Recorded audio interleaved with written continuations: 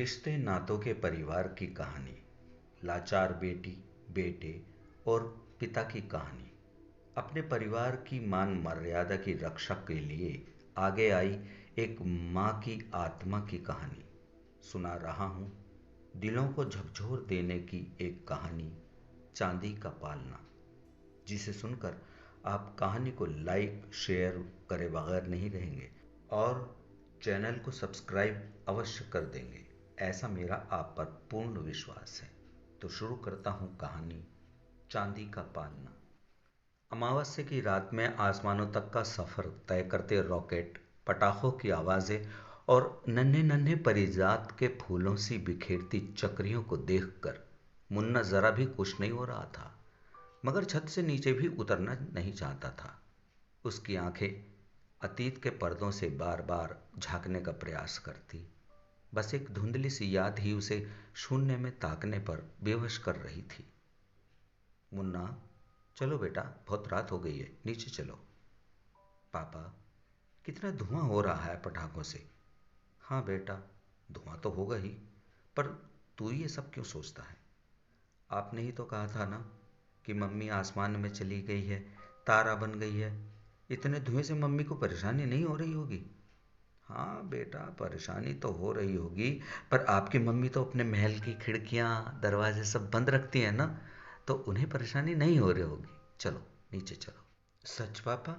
हम्म। अब चलो, कुछ खाकर सो जाओ। चुनिया कब की तुम्हारा इंतजार कर रही है। ले भाई, बोल क्या खाएगा? सोहन पापड़ी, लड्डू या रसगुल्ले? बहन चुनिया ने कहा था। दीदी, मैं सोहन पापड़ी खाऊंगा। ये ले। अरे अरे अरे, अभी लेकर छत पे क्यों जा रहा है? दीदी, मम्मी को देकर आता हूँ। ये लड़का भी बस। पापा, आप उसे समझाओ, 8 साल का हो गया है वो, अभी भी अनजान है। बेटा, मैं क्या समझाऊं? बच्चों को ये सब कहकर बहलाया जाता है कि मरने के बाद आसमान में तारे बन जाते हैं, पर इसने तो अपने दिमाग में ही घर बसा लिया। पापा, ऐसे तो मुन्ना का दिमाग और ज़्यादा खराब हो जाएगा। लेकर जाता हूँ कल इसे न्यूरोलॉजिस्ट के पास। आज मुन्ना 18 वर्ष का हो गया है। उसकी सारी हरकतें नॉर्मल हैं, पढ़ाई में भी अव्वल है, मगर बस मम्मी की आसमान में एक बड़े से महल में रहने की बात वो अभी तक भुला नहीं पाया। हेलो भैया। हाँ हाँ, चुनिया बोल। भैया, मेरा आना तो मुश्किल होगा, परसों रक्षाबंधन है, तू टाइम से आ जाना। अरे हाँ दीदी, आप चिंता मत करो, मैं टाइम से पहुंच जाऊंगा। और बताओ, तुम्हारे लिए क्या लाऊं? बस भाई, तू आ जाना और पापा का ख्याल रखना। अरे हाँ रे, पापा एकदम मज़े में हैं। अच्छा सुनो, जीजू से कहना वो घर पर ही मिले, उनकी दीदी तो लोकल में ही है ना। हाँ हाँ, मैं बोल दूंगी। और वैसे भी दीदी आजकल मेरे पास ही है, सब कुछ वही कर रही है मेरा, मुझसे तो जरा सा सभी काम नहीं करने देती है। अच्छा, बड़ी अच्छी बात है। ठीक है दीदी, मैं टाइम से आ जाऊंगा, बाय। चुनिया का फ़ोन था क्या? अरे पापा, आप शर्मा अंकल के यहाँ से बड़ी जल्दी आ गए। बस अभी फ़ोन काटा है मैंने। क्या कह रही थी हमारी लाडो? कह रही थी परसों टाइम से आ जाना और पापा का ख्याल रखना। हाँ भाई, तुम्हें जाना ही पड़ेगा, आखिर मामा जो बनने वाला है तू। हाँ पापा। बेटा, कुछ मंगाया चुनिया ने? मैंने तो पूछा था, पर वो कह रही थी कि तू टाइम से आ जाना, बस और कुछ नहीं। चलो ठीक है, जाएगा तो कुछ लेकर चले जाना। जी पापा। आज तेरी मम्मी होती तो। जी पापा। कुछ नहीं, कह रहा था आज तोरे की सब्जी लाना बाजार से, बहुत मन है। जी पापा, लेता आऊँगा। हालात इतने नाजुक थे कि अगर मम्मी का हल्का सा जिक्र भी होता तो मुन्ना उसी समय आसमान की ओर ताकने लगता था और घंटों उसकी आंखें उस महल को तलाशती जहां मम्मी सारी खिड़की दरवाजे बंद किए रहती हैं। मुन्ना के पापा भी उसकी मम्मी का जिक्र करने से डरने लगे थे। पापा, मैंने दीदी के यहाँ जाने की सारी तैयारी कर ली है, अब चलता हूँ। जा बेटा, सबसे अच्छे से बातचीत करके आना। और बेटा, अपनी मौसी जी से उनके मन की लेना। अगले महीने चुनिया को बहुत कुछ देना है ना। जी, मैं समझ गया पापा। आप फिक्र ना करें, मैं सब कुछ ठीक से करके आऊँगा। मुन्ना के बात करने पर सभी खुश थे। जीजू की बहन ने मजाक में चांदी का पालना मांगा था। अरे दी, मामा बनूंगा, आप जो मांगोगे वही देंगे। अरे नहीं मुन्ना, मैं तो मजाक कर रही थी।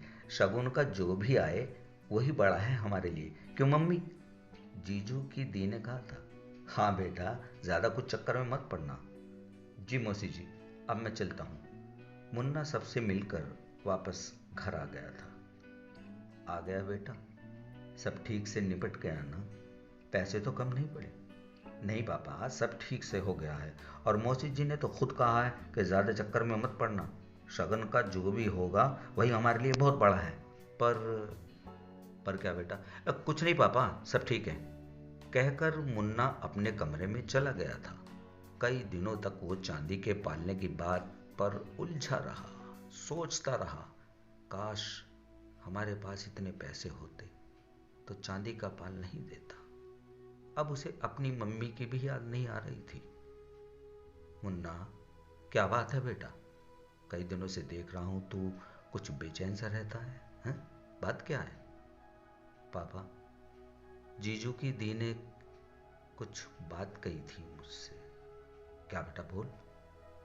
वो चांदी का पालना मांग रही थी। बाद में हंसकर कहने लगी, भैया मैं तो मजाक कर रही हूँ। बेटा, ये छोटी मोटी छेड़छाड़ तो होती ही रहती है, उसने मजाक में ही तो कहा है ना। नहीं पापा, उनके कहते ही मैंने चुनिया दी का रिएक्शन देखा था, मुझे डर लग रहा है।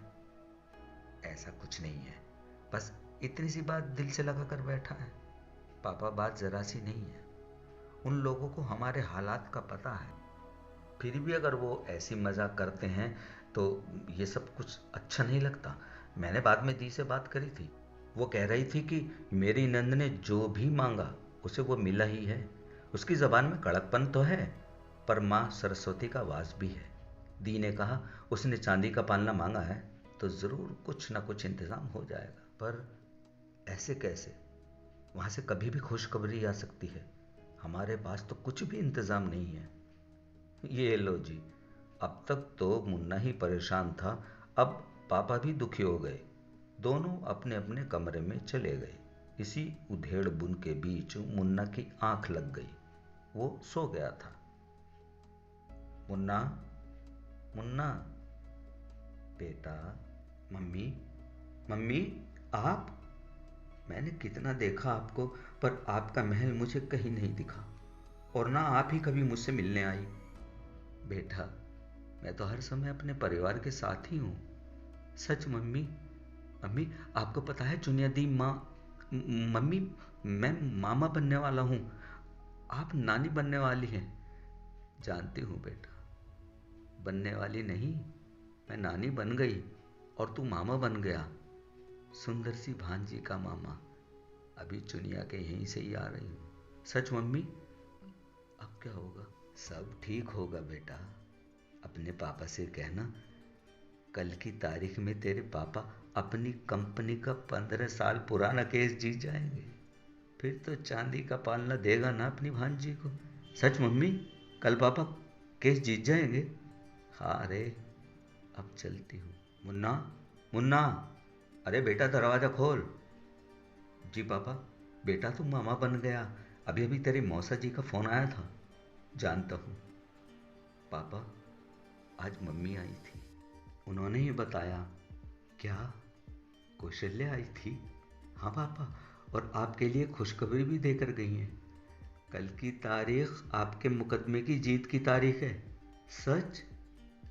और सब कुछ वैसा ही हुआ जैसा मुन्ना की मम्मी ने कहा। मम्मी, आखिर आपको अपना आशीर्वाद देने आना ही पड़ा, अपने आसमानी महल को छोड़कर। बेटा, तू मुझे बचपन से अपने मन में बसाए हुए है, तो मैं अपने लाडले से कैसे दूर रहूं? माँ की दुआएं तो हर समय अपने बच्चों की खातिर आती ही रहती है। माँ हूं, आसमानी महल तो क्या, पाताल नगरी को चीर कर आती अपने परिवार के लिए।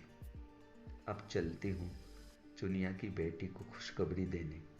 तेरा चांदी का पालना आ रहा है। दोस्तों, कहानी ज़रा भी पसंद आई हो तो कृपया ज़्यादा से ज़्यादा शेयर करना और चैनल स्टोरी विद मुनेंद्र को सब्सक्राइब ज़रूर कर देना। बस इतना सा फेवर चाहता हूँ आपसे। धन्यवाद।